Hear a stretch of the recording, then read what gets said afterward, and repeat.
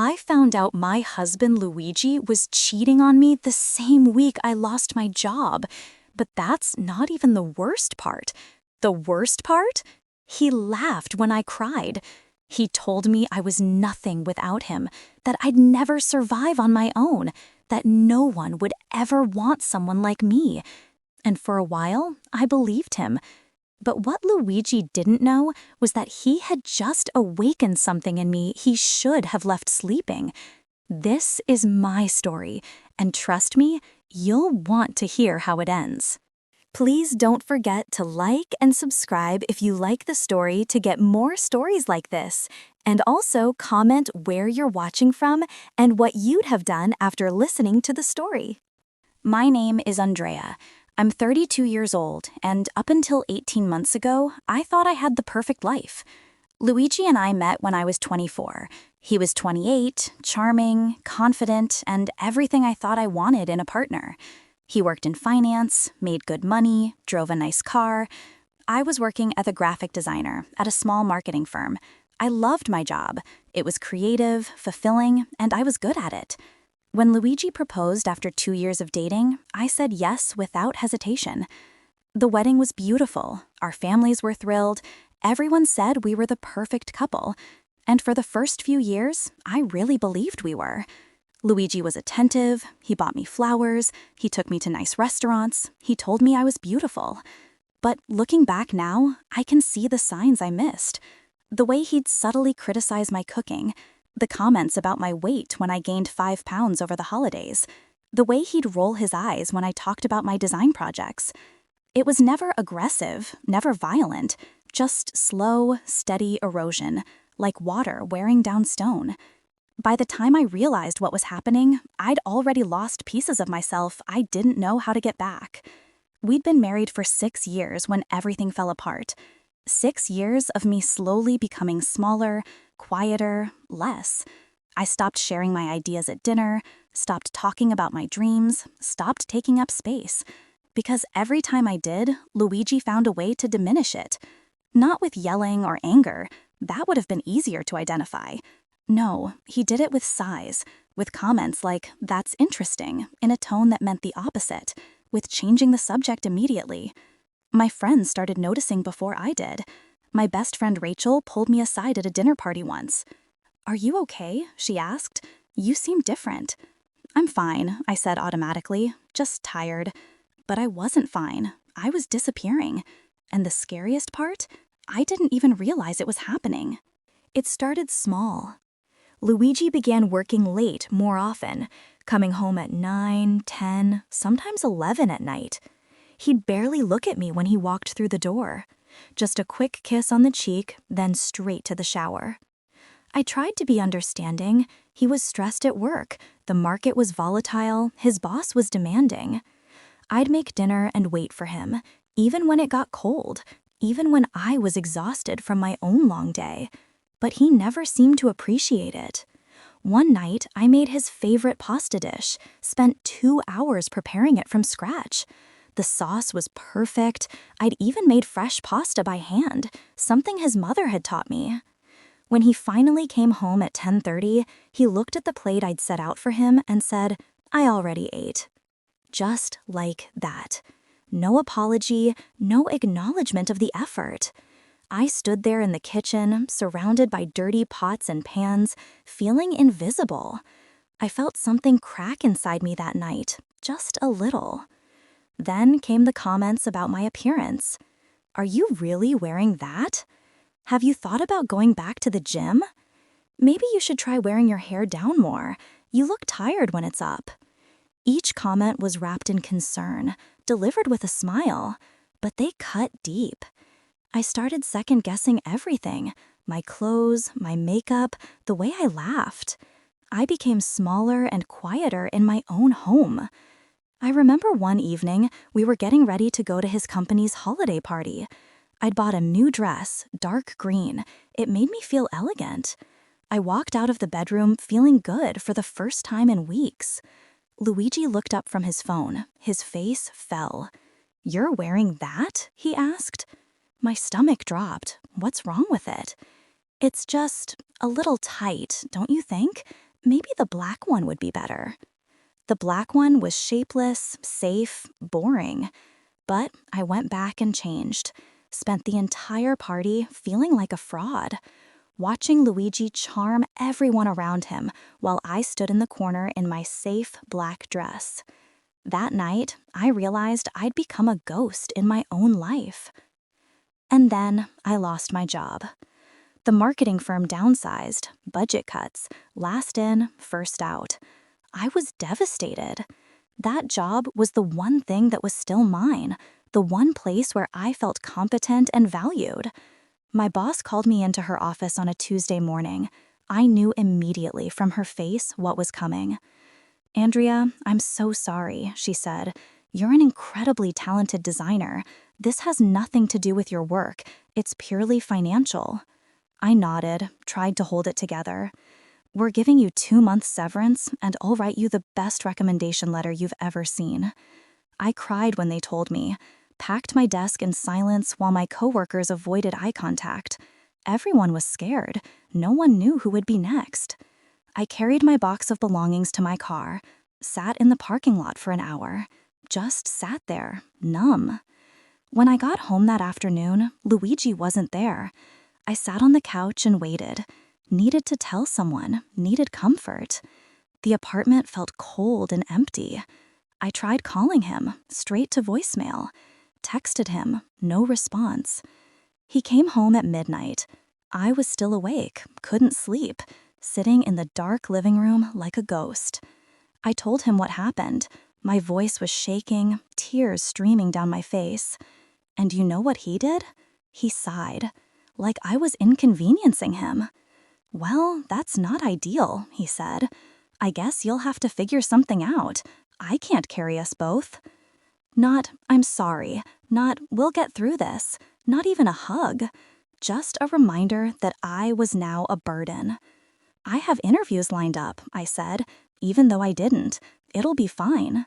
"It better be," he said, "because I'm not supporting a wife who doesn't work." Then he went to bed, left me sitting there in the dark. I sat there in the dark for hours, numb. That was the moment I realized I was completely alone in this marriage. But the worst was yet to come. The next 2 weeks were a blur of job applications and rejection emails. I applied to everything, even jobs below my skill level. I was desperate. Luigi grew colder with each passing day. He stopped asking about my job search, stopped asking about me at all. We existed in the same space, but lived separate lives. And then, 2 weeks after I lost my job, I found the text messages. I wasn't snooping. His phone buzzed on the counter while he was in the shower. The screen lit up. A message from someone named Gia with a heart emoji next to the name. "Can't wait to see you tonight, baby. Wear that cologne I like." My hands were shaking as I unlocked his phone. He'd never changed the password. It was our wedding anniversary. The irony wasn't lost on me. What I found in those messages destroyed me. Months of conversations, flirtations, plans, photos. He'd been seeing her for at least 6 months. Meeting her after work, taking her to hotels, restaurants I'd never been to. Telling her things he'd never told me. Sweet things, romantic things. "You're the most beautiful woman I've ever known. I can't stop thinking about you. You make me feel alive." Words he used to say to me before we got married, before I became convenient instead of captivating. I scrolled through months of messages, each one a stab to the heart. There were photos too. Her in lingerie, him shirtless, the two of them together in hotel rooms. I felt like I couldn't breathe. My chest was tight, my vision was blurring. I made it to the bathroom just in time to throw up. When Luigi came out of the bathroom, towel around his waist, he found me sitting on the bed with his phone in my hands. His face went white, then red. But instead of apologizing, instead of begging for forgiveness, he got angry. "You went through my phone? What the hell, Andrea?" Like I was the one in the wrong. I couldn't even speak, just stared at him. "It's not what you think," he said. Classic line. but I could see it in his eyes. He knew I'd seen everything. "How long?" I finally whispered. He didn't answer right away, just stood there, calculating, probably trying to figure out how much I knew, how much he could still deny. "It doesn't matter," he said eventually. It didn't mean anything. That made it worse somehow. 6 months of lying, 6 months of coming home late, 6 months of making me feel crazy for questioning him. And it didn't mean anything. "Who is she?" I asked. "Someone from work. Andrea, it's over. It was a mistake. Can we please just move past this?" Move past this? Like it was a small disagreement, like he'd forgotten to take out the trash. "What do you want me to say? I'm sorry. It was a mistake. It's done." But he didn't look sorry. He looked annoyed, caught. I asked him to leave, to give me space. He laughed, actually laughed. "Leave? This is my apartment, Andrea. I pay the rent. I pay for everything. You don't even have a job." The cruelty in his voice was breathtaking. "You want to leave? Fine, but you'll have nothing. You're nothing without me. You think anyone else is going to want you? A 32-year-old unemployed woman with no prospects?" Each word was a knife. "Good luck out there," he added. "You're going to need it." Then he got dressed and left, probably to go see her. I didn't sleep that night, or the next. I just sat there, trying to understand how my life had fallen apart so completely. Everything I thought I knew was a lie. My marriage was a lie. My security was a lie. My entire life was built on sand. And trying to figure out what the hell I was going to do about it. I called Rachel the next morning. My voice was hoarse from crying. I could barely get the words out. "He's been cheating on me," I said, "for months." She came over immediately, found me still in my pajamas, hadn't showered, hadn't eaten. She held me while I cried. Didn't say anything, just held me. "What am I going to do?" I whispered. "You're going to survive this," she said firmly, "and then you're going to thrive. I promise you." I didn't believe her then, but I wanted to. The first week after the confrontation was hell. Luigi came home every night, but we barely spoke. He acted like nothing had happened, like he hadn't destroyed everything. I moved into the spare bedroom, couldn't stand the thought of sharing a bed with him. Every day felt like drowning. I'd wake up, and for just a second, I'd forget, and then reality would crash down on me. My husband didn't love me, maybe never had. I had no job, no income, no future. I felt paralyzed. But somewhere in that darkness, something started to shift. I was lying in bed one morning, staring at the ceiling, when a thought occurred to me. He wants me to fall apart. He wants me to believe I'm nothing without him. What if I proved him wrong? It wasn't some grand revelation, no dramatic music moment, just a quiet decision. I'm not going down like this. I started small. First thing, I needed a job. Any job. I forced myself to get out of bed, to shower, to put on real clothes. I updated my resume, applied to 50 positions in 1 week. Got rejections, lots of them. We've decided to move forward with other candidates. Your qualifications are impressive, but we're looking for someone with more recent experience. The position has been filled. Each rejection felt personal, proof that Luigi was right. But I kept going. In the meantime, I took a part-time position at a coffee shop, just to have some income, some independence. It was a small place called Morningside Brew, local, cozy. The owner, an older woman named Grace, hired me on the spot. "You look like you could use a fresh start," she said, kindly. I almost cried at the simple compassion. Luigi mocked me when he found out. I was putting on my apron, getting ready for my first shift. He walked into the kitchen, looked me up and down, and laughed. A barista? Seriously? What a step up. I didn't respond, didn't give him the reaction he wanted. Just put on my apron and went to work. The job was humbling, I won't lie. I had a master's degree in design, years of experience, awards from industry competitions. And now I was making lattes for minimum wage plus tips.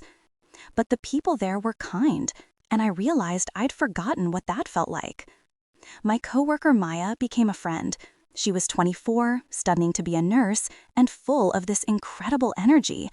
She didn't know my whole story, but she knew I was going through something. "You've got this," she'd say during our shifts. Simple, direct. And slowly, I started to believe her. She'd talk about her dreams, her plans, her determination to finish nursing school despite working 2 jobs. "Life knocks you down sometimes," she said once, "but that doesn't mean you stay down." I started thinking about that, about getting back up. I began waking up earlier, going for runs before work. At first, I could barely make it around the block. I was so out of shape, so depleted. My lungs burned, my legs ached. I wanted to quit after 5 minutes. But I kept at it.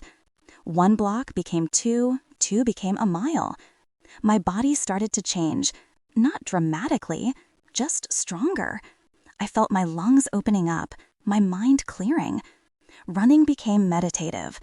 The 1 hour of the day where my thoughts quieted, where I wasn't thinking about Luigi or the affair or how my life had imploded. I was just breathing, moving, existing. I stopped eating the frozen meals Luigi would leave in the fridge, started cooking real food for myself, vegetables, proteins, things that made me feel alive. I'd make big batches of soup, roasted vegetables, grilled chicken, packed lunches for my coffee shop shifts. I lost weight, not because I was trying to, but because I was taking care of myself for the first time in years. The weight had crept on during my marriage, stress eating, emotional eating, eating to fill the void. But now, as I ran and ate well and took care of myself, my body started to reflect that. I also started working on my portfolio again. Every night after my coffee shop shift, I'd come home and design for hours. Luigi would be in the bedroom, door closed, probably on the phone with Gia. And I'd be at the kitchen table, laptop open, creating. New logos, branding concepts, web layouts. I redesigned everything, made it current, made it bold. I posted some of my work on social media, started engaging with the design community online, left thoughtful comments on other designers' work, shared articles, participated in challenges. A few people reached out, freelance opportunities, small projects. A local restaurant needed a new menu design, $500. A startup needed a logo, $300. Nothing huge, but it was something. It was mine. Luigi didn't notice any of it. He was too wrapped up in his own life, his affair, his ego. He'd come home late, barely glance at me, and disappear into the bedroom. Sometimes I'd hear him on the phone, laughing, whispering. The same laugh he used to have with me. It used to destroy me. But now, I just focused on my work. I started taking online courses, learning new design software, staying current with trends. I joined design forums, networked with other creatives, built relationships. One designer, Marcus, reached out after seeing my work. He ran a small agency downtown, said he was impressed with my portfolio. We grabbed coffee, talked about design philosophy, about the industry. "You're really talented," he said. "If you ever want to come work with us, let me know." I thanked him, kept it in mind. 3 months after that horrible night, I got a call from a design agency. Not Marcus's agency, a different one, bigger. They'd seen my portfolio online, wanted to bring me in for an interview. My heart nearly exploded.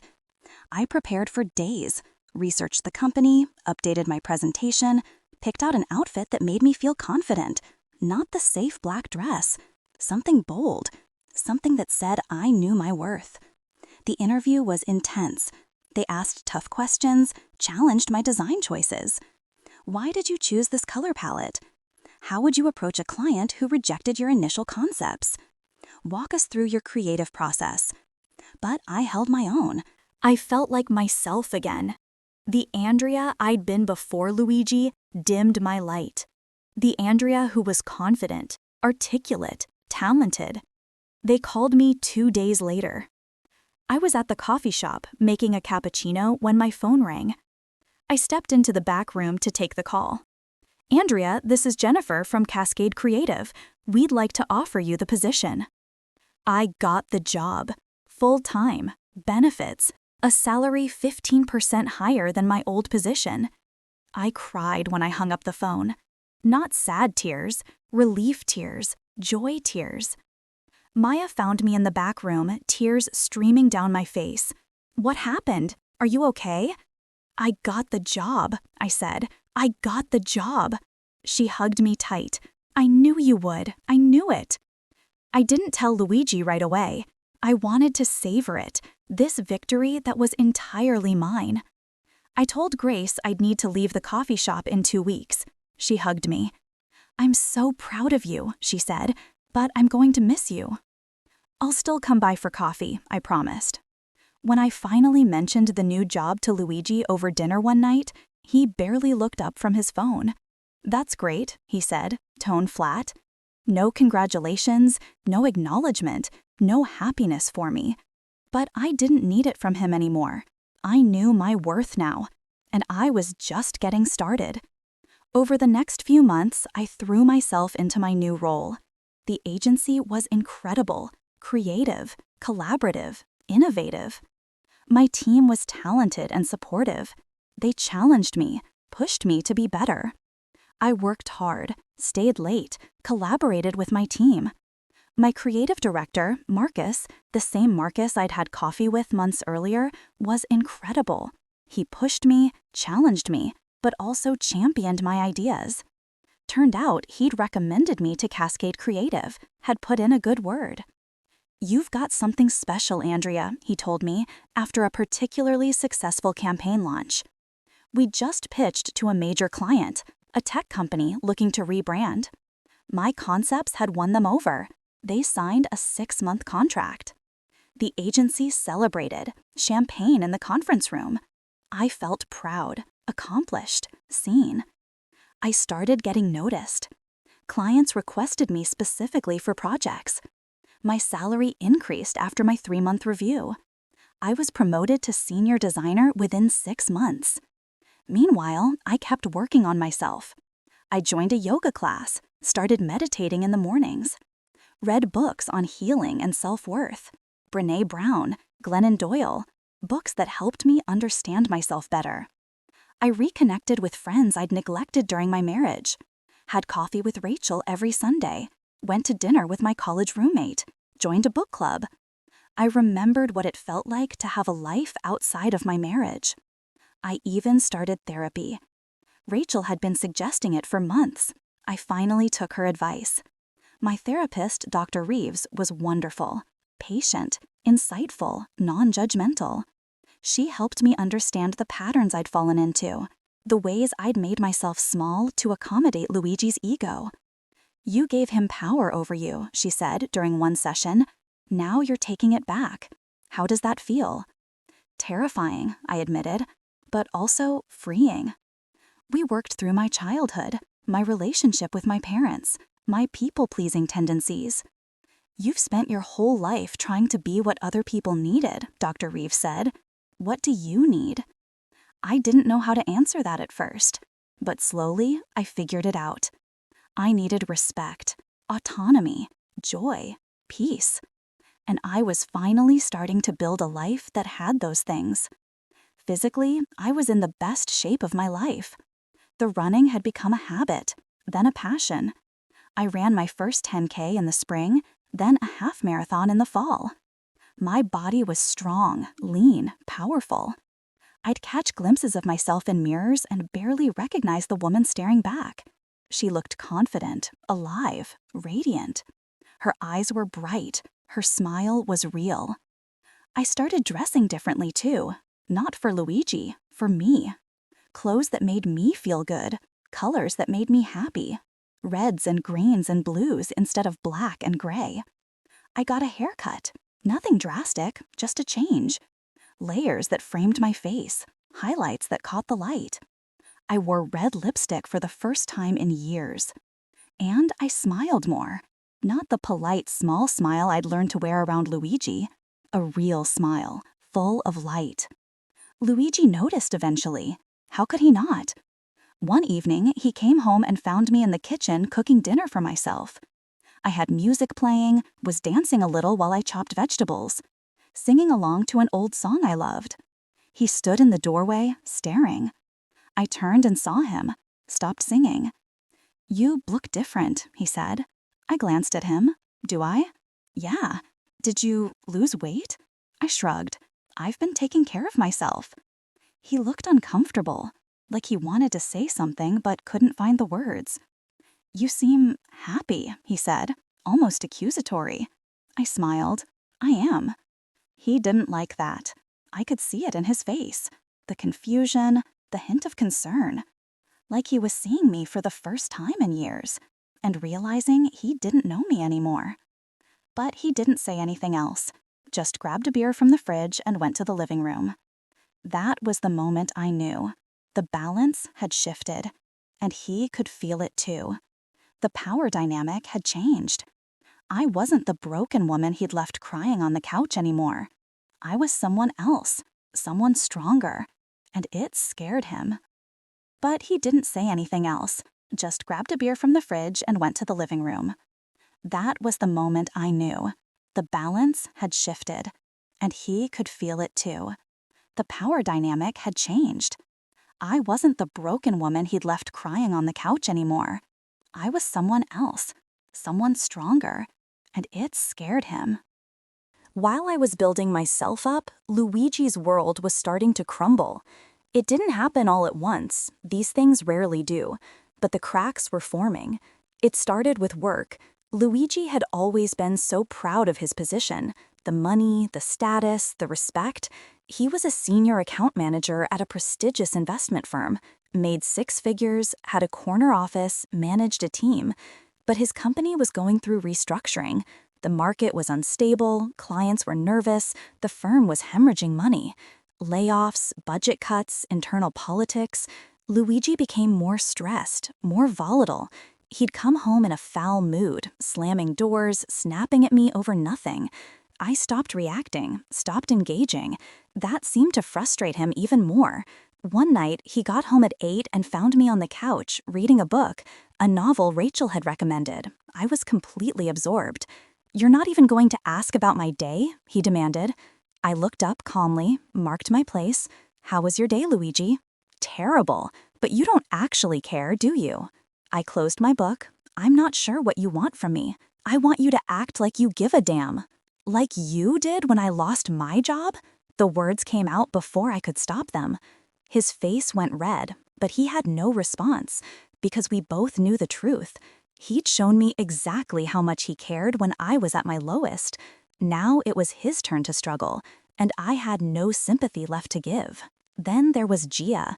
The affair that had given him so much excitement, so much validation, started to sour. I didn't snoop anymore, didn't need to, didn't care to. But I could tell from his mood swings, the way he'd stare at his phone with frustration, the way he'd type angry messages and then delete them. One evening, I overheard a phone conversation. He was in the bedroom, voice raised. I was in the kitchen, making dinner. The walls were thin. "What do you mean you're seeing someone else? What about us?" Silence. "Are you serious right now? After everything?" More silence. "You know what? Screw you. I don't need this." He hung up. I heard something hit the wall, probably his phone. I almost laughed at the irony. The woman he'd cheated on me with was now cheating on him. Karma has a sense of humor. When he came out of the bedroom, his face was ashen, eyes red, jaw clenched. "Everything okay?" I asked, voice neutral. "Fine," he snapped. But it clearly wasn't. He grabbed his keys and left, didn't say where he was going. Came back hours later, smelling like whiskey. Over the next few weeks, his mood deteriorated. He was angry all the time, at everything, at work, at traffic, at the weather, at me, especially at me, because I was happy and he couldn't stand it. Then came the financial issues. Luigi had always been careless with money, spent impulsively, bought expensive things to maintain his image, designer suits, luxury watch, new car every few years. But with the instability at work, with the affair falling apart, he became reckless. I started noticing missed payments, credit card bills piling up on the counter, collection calls at odd hours. He'd always handled the finances. I'd trusted him with that. But now I could see he'd been living beyond our means for years. One evening, he asked me for money. Actually asked me. I was sitting at the kitchen table, working on a design project. He came in, stood awkwardly by the doorway. "Andrea, can I talk to you?" I looked up. "Sure. I need to borrow some money, just a loan, until my next bonus comes through." I was making more than I ever had now, saving aggressively, building my own financial security. I'd opened my own bank account, one he didn't have access to. "How much?" I asked. "$5,000. I stared at him. $5,000? "No," I said simply. He stared at me like I'd slapped him. "No? Are you serious right now? You told me to figure things out on my own, so I did. Now you do the same. That's different. You were unemployed. I have a job. I just need some help getting through a rough patch. And when I needed help, you told me you couldn't carry us both, remember?" His face went red, but he had no answer. How? He had no answer. He called me selfish, heartless, every name in the book, said I was being petty, vindictive, cruel. But I stood my ground. This was my money, my security, my future. And I wasn't giving it to the man who'd tried to destroy me. His stress manifested in other ways, too. He started drinking more, coming home drunk. I'd hear him stumbling through the door at 2 in the morning. Sometimes he'd pass out on the couch. His appearance deteriorated. He stopped going to the gym, gained weight. The confident, polished man I'd married was unraveling. And then he lost his job. Not downsizing, not budget cuts. He was fired for inappropriate conduct, specifically having a relationship with a colleague. Gia worked at his company in a different department, human resources. Someone found out, reported it to upper management. The company had a strict policy against workplace relationships, especially when one party was senior to the other, which Luigi was. They let him go to avoid a potential lawsuit, walked him out the same day, boxed up his office while he watched. He came home that day looking destroyed, defeated. It was 3 in the afternoon. I was working from home. He walked through the door, carrying a cardboard box, his desk items. For the first time in months, I felt a pang of sympathy. But then I remembered his words to me that night about being nothing, having nothing, and the sympathy faded. "What happened?" I asked. He told me, voice hollow, blamed everyone but himself. The company, Gia, HR, a coworker who'd reported them, never once acknowledged his own choices. The affair, the lies, the violation of company policy. "I don't know what I'm going to do," he said, sitting on the couch with his head in his hands. I stood there, watching him, feeling nothing. "You'll figure it out," I said softly. The same words he should have said to me a year ago. Then I went to my room and closed the door. Over the next few weeks, Luigi spiraled. He applied for jobs, but got nowhere. His reputation had taken a hit. Word travels in industries like his. Other companies knew why he'd been fired. They didn't want the liability. He grew desperate, angry, bitter, started blaming me for his problems. Said I wasn't being supportive, that I should be helping him. But I was done carrying him. I was done sacrificing myself for someone who'd never do the same for me. He sold his car, the luxury sedan he'd been so proud of, downgraded to an old Honda. He hated it. His credit cards were maxed out, his savings depleted. He looked older, worn down, defeated. And part of me felt bad. But a bigger part remembered everything he'd put me through and felt nothing. 3 weeks after Luigi lost his job, things reached a breaking point. He'd been applying for positions but getting nowhere. Meanwhile, I was thriving, getting promoted again, leading major projects. My salary had increased significantly. I was making more than Luigi had at his peak. The contrast was stark. One Saturday morning, I was getting ready for a run, lacing up my shoes by the door. Luigi came into the hallway. He'd been sleeping on the couch for weeks now. He looked rough, unshaven, circles under his eyes. "Andrea, can we talk?" I looked at him. really looked at him. He'd aged, lost that arrogant shine he used to have. "Sure," I said. We sat in the living room, the same room where he'd told me I was nothing a year ago. He was quiet for a long moment, picking at a thread on the couch cushion. "I've been an idiot," he finally said. I didn't respond, just waited. I messed everything up. The job, the marriage, all of it. His voice cracked. I'd never heard him sound like this before. Vulnerable, broken. "I treated you terribly, Andrea. I know that now. I was cruel when you needed support. I cheated, I lied, I made you feel worthless." Tears were streaming down his face. "And I'm so sorry. I'm so sorry." Part of me wanted to comfort him. Old habits die hard. But I stayed still, silent. "I see what you've become," he continued. "How strong you are, how successful, how beautiful. And I realize I lost the best thing I ever had." He looked at me then, eyes pleading. "Is there any chance, any possibility that we could work through this, go to counseling, start over?" My heart was pounding. A year ago, I would have said yes, would have been so grateful to have him want me again. But I wasn't that person anymore. "Luigi," I said gently, "do you know what you did to me?" He nodded. "I do, and I want to make it right. You made me believe I was worthless, that without you, I was nothing. You kicked me when I was at my lowest, and you did it without hesitation. I know, I was wrong. I was so wrong. And now that I've built myself up, now that I'm successful and confident and happy, you want me back. Do you see the problem with that?" He looked confused, genuinely confused. That told me everything I needed to know. "You don't love me, Luigi. You never did.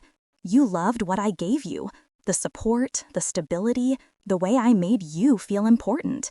That's not true. It is. And now that I'm not broken anymore, now that I don't need you, you want me again, because seeing me happy without you damages your ego." His mouth opened, closed. He had no argument, because I was right, and we both knew it. "I don't hate you," I said. "I actually feel sorry for you, because you're going to spend the rest of your life chasing validation from other people, and you're never going to be satisfied. Andrea, please." I stood up. "I want a divorce." The words hung in the air, heavy, final. He stared at me in shock, like he'd never considered this possibility, like he thought I'd wait forever, that I'd always be there. "You can stay here until you find a place. I'll move in with my sister. We'll split everything fairly. I'll even give you more than you deserve, because I want this done cleanly." "I don't want a divorce," he whispered. "I know, but I do." I grabbed my keys and my water bottle. "I'm going for my run. When I get back, I'd appreciate it if you could give me some space to pack my things." I know, I was wrong. I was so wrong. "There's nothing to fix, Luigi. It's been broken for years. I just finally realized it." I left him sitting there. As I ran through the neighborhood, tears streaming down my face, I felt something I hadn't felt in years. Free. The weight I'd been carrying, the burden of a failed marriage, the shame of being cheated on, it all fell away. My feet pounded the pavement, my breath came in steady rhythms, and I ran faster than I ever had before. When I got back to the apartment an hour later, Luigi was gone. He'd left a note on the kitchen counter.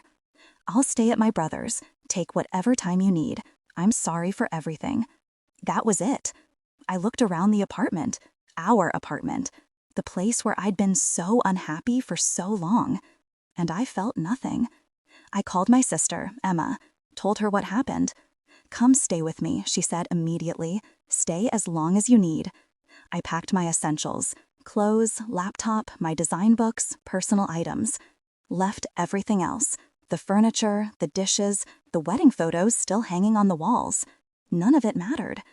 Emma picked me up in her car, helped me carry my bags. As we drove away from the apartment, I looked back one last time. And then I looked forward, toward whatever came next. That was 6 months ago. The divorce was finalized last month. It was surprisingly amicable. Luigi didn't fight me on anything.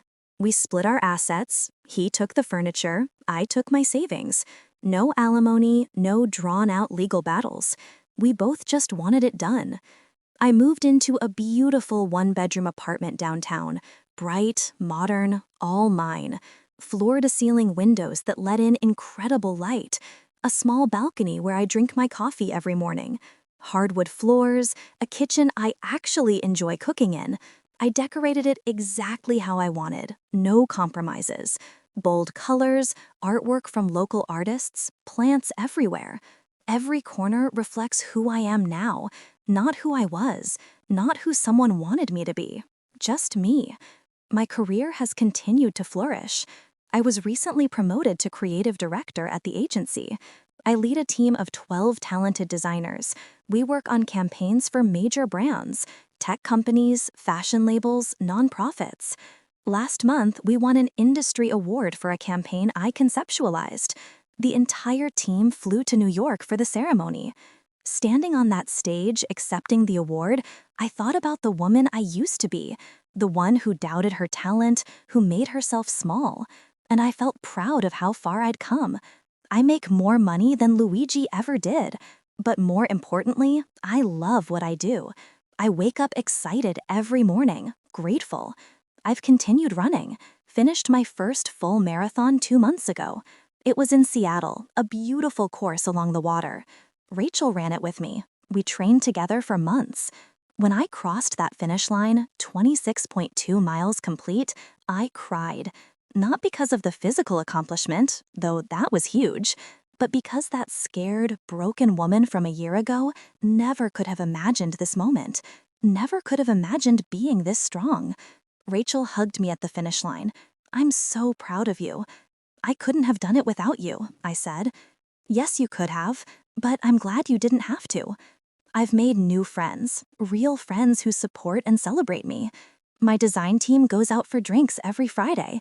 We talk about work and life and dreams. I joined a women's running group. We meet every Saturday morning.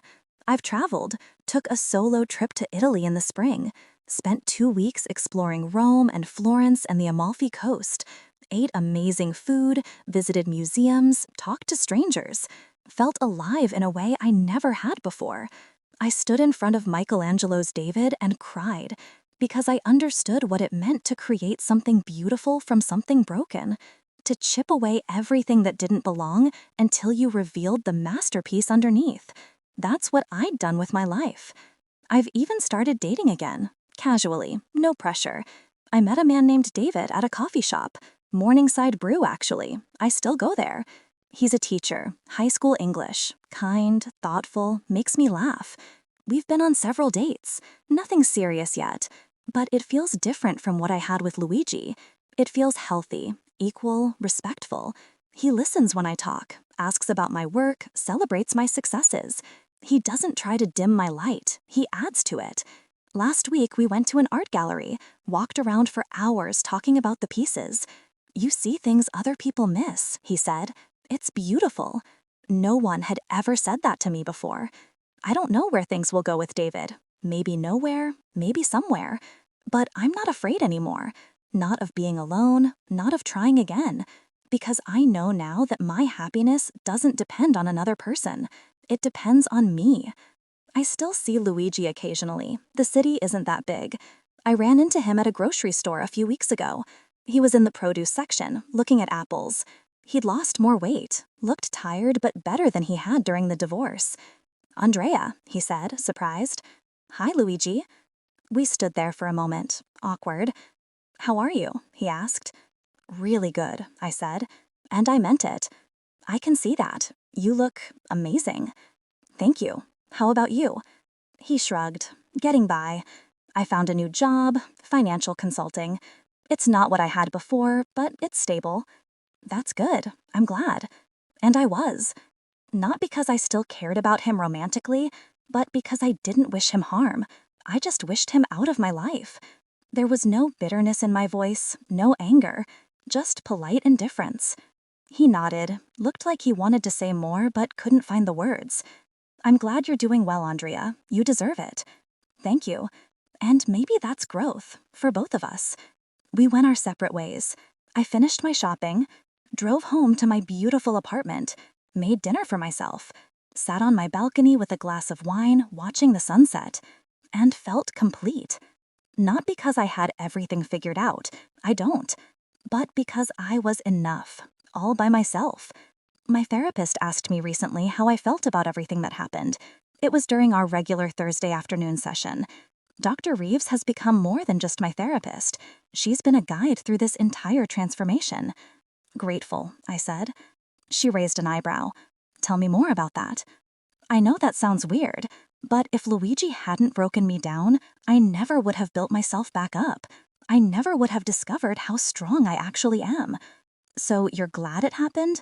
I thought about that. Really thought about it. No. I wish I'd never experienced that pain. I wish I'd never been made to feel worthless. But I can't change the past.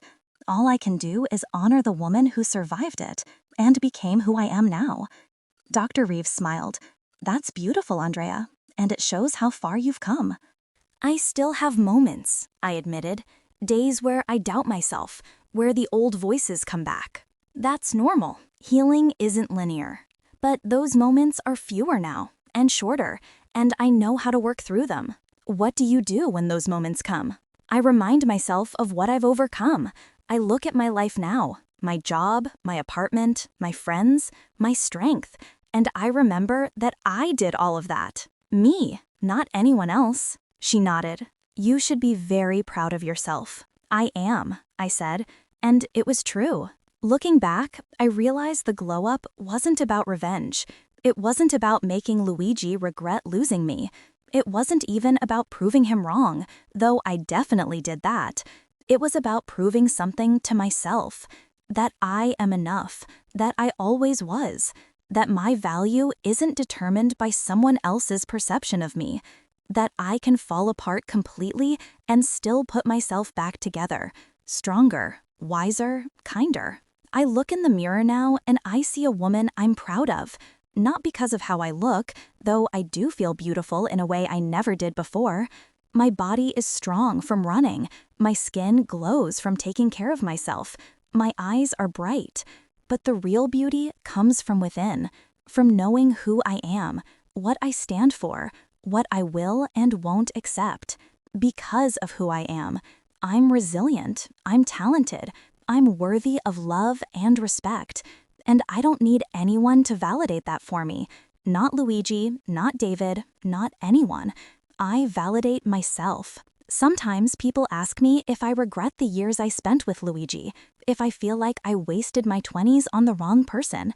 My sister asked me this last week. We were having brunch, catching up, and I tell them, no, I don't regret it. Those years taught me what I don't want, what I won't accept, what I deserve. They taught me that sometimes the people who are supposed to love you will hurt you the most, and that surviving that hurt is one of the most powerful things you can do. You've changed, Emma said. You're like a different person. I'm not different, I said.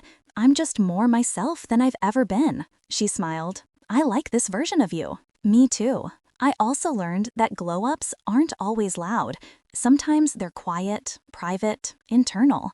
Sometimes the biggest transformations happen in moments no one else sees. The morning you choose to get out of bed when everything in you wants to stay there. The day you apply for jobs, even though you're terrified of more rejection. The moment you look at yourself in the mirror and decide you're worth fighting for. The first time you say no to someone who's used to you saying yes. The night you realize you haven't thought about your ex in days. Those moments are the real glow-up, and no one can take them from you. My friend Maya from the coffee shop reached out last week. We still keep in touch. She invited me to her nursing school graduation. I went, watched her walk across that stage. She'd worked so hard. 2 jobs, full course load, no family support. And she did it. After the ceremony, she found me in the crowd. You came, she said, hugging me tight. Of course I did. I'm so proud of you. You inspired me, you know, she said. Watching you rebuild your life while working at the coffee shop, you never gave up. That gave me strength when I wanted to quit. I teared up. You inspired me too. Your determination, your optimism. You reminded me that it was possible to keep going. We both cried, laughed at ourselves for crying. Look at us, she said. We're doing it. We're actually doing it. We are. And we were. Two women who'd struggled, who'd faced obstacles, who'd wanted to give up, but didn't. My sister told me the other day that she's proud of me, that she watched me go through hell and come out the other side glowing. You're an inspiration, she said. I laughed. I'm just trying to survive. No, she said seriously. You're doing more than surviving. You're thriving, and you're showing other women that they can too. Maybe that's true. Maybe my story can help someone else who's in the darkness right now. Someone who's been told they're nothing without their partner. Someone who's lost their job, their confidence, their sense of self. I want to tell them, you're not nothing. You're everything. And the person who made you feel worthless, they're the one with the problem, not you. You can rebuild, you can grow, you can glow. It won't be easy. There will be days when you want to give up. Days when the voice in your head sounds suspiciously like the person who hurt you, telling you that you're not strong enough, not good enough, not enough. But you are. You always were. And one day, you'll wake up and realize that the person you were fighting to become is already who you are. That's the real revenge. Not destroying the person who hurt you, but becoming so fully, authentically yourself that their opinion no longer matters. Last week, I was at a work event, a gallery opening for one of our campaigns. We'd done a complete rebrand for a sustainable fashion company. The event was beautiful. Art installations, models wearing the clothes, press everywhere. I was wearing a dress I loved, deep emerald green. It made me feel powerful. Hairstyled, minimal makeup, confidence radiating from every pore. I was talking to a journalist, explaining our creative process, when I caught my reflection in a window, and for just a second, I didn't recognize myself. Not because I look different, though I did, but because the woman looking back at me was so clearly, obviously happy. Her smile was genuine, her posture was confident, her energy was magnetic. And I realized I did it. I survived the worst thing I could imagine. I rebuilt myself from nothing. I proved everyone wrong, including the voice in my own head that said I couldn't. And I'm not done yet. This is just the beginning. There's so much more life to live, so many more mountains to climb, so many more versions of myself to discover. And I get to do it all on my own terms. That's the glow up, not the weight loss or the promotion or the new apartment. Those are just side effects. The real glow up is remembering who you were before the world told you who you should be, and then becoming her, unapologetically, fiercely, beautifully. So, if you're reading this, if you're in the darkness right now, please know your glow is coming. It might take time. It might hurt like hell. You might have to lose everything before you find yourself, but it's coming. And when it arrives, it will be so bright that everyone who doubted you will have to look away. Not because you're trying to blind them, but because you're finally fully yourself. The other day, I was running in the park. Early morning, the sun was just coming up. And I thought about the Andrea from 2 years ago, the one who was scared, broken, lost, who believed her husband when he said she was nothing. And I wanted to tell her, you're going to make it, I promise. It's going to hurt worse than you can imagine. You're going to cry yourself to sleep, question everything, want to give up. But you won't. You're going to get up every morning and keep going. You're going to run, even when your legs hurt. You're going to apply for jobs, even when you get rejected. You're going to design, even when you're exhausted. You're going to choose yourself every single day. And one day, you'll wake up and realize that you're not just surviving anymore. You're thriving. And the person who tried to break you, he'll just be a chapter in your story, not the whole book. Just one chapter about resilience, about strength, about becoming. I finished my run that morning feeling lighter than I had in years. Went home, made breakfast, sat on my balcony. The city was waking up around me. People heading to work, kids walking to school, life happening. And I was part of it, fully, completely, joyfully.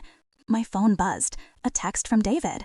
Good morning. Hope you have a great day. Coffee later? I smiled and texted back. Would love that. Then I got ready for work. Put on clothes that made me feel powerful, did my makeup, upped my laptop, looked in the mirror one more time. You've got this, I said to my reflection, and I believed it. My name is Andrea. I'm 33 years old. I'm a creative director, a marathon runner, a friend, a daughter, a woman who knows her worth.